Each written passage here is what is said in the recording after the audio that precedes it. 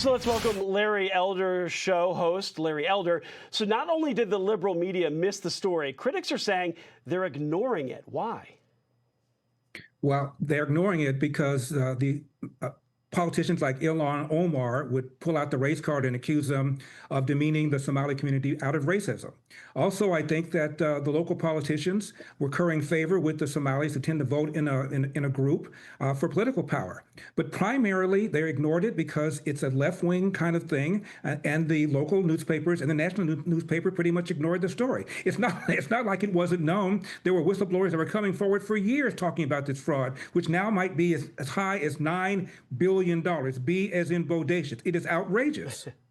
Yeah, it is outrageous. So those taxpayers must be livid about this. So this is a situation, or is this a situation of a liberal governor creating a massive program with maybe good intentions, but neglecting to impose proper safeguards with handing out money? Well, that's exactly what it is. The difference between a senator and an executive who's a governor is the executive is supposed to run things, control things, manage things, not just vote on things. So this comes down to, where was Tim Walz for the last 7 or 8 years? Why wasn't he on top of this? Tell me, really, you had no idea this was going on? You were ignoring whistleblowers, some of whom even said they were being punished by the Minnesota governor for coming forward. So there's a whole lot he has to answer for as he's running for a third term. Yeah, we saw whole buildings there in the video that were empty. So during this VP debate last year, Tim Walz bragged about making it easier to get people into the childcare business. Listen to this. As far as childcare on this, we have to make it easier for folks to be able to get into that business and then to make sure that folks are able to pay for that. We were able to do it in Minnesota, and I'm still telling you this. We were listed as the best state. We're still in crisis on this. Yeah, you think they're still on that best list state?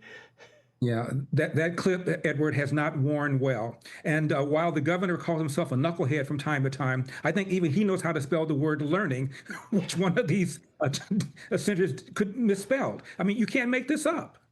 No, you really can't. So a new report questioning Ilhan Omar's husband's venture capital firm. Omar's husband, political consultant Tim Minette, he launched Rose Lake Capital, a capital venture firm, a management company, in 2022. A new report says that his company saw its reported value go from nearly zero in 2023 to between $5 million and $25 million in just about a year, and touted its officers as $60 billion in a previous assets under management. So does this raise red flags when you have the spouse of an elected representative go from zero, the company worth, to now more than $25 million in such a short amount of time?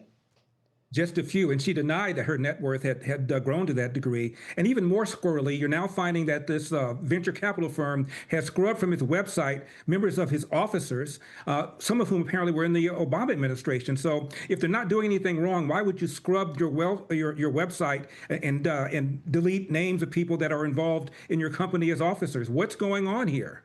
Yeah, there may be more investigations to come. Larry Elder, I appreciate your thoughts on this, and we'll be following. My pleasure. Thank you. Yeah.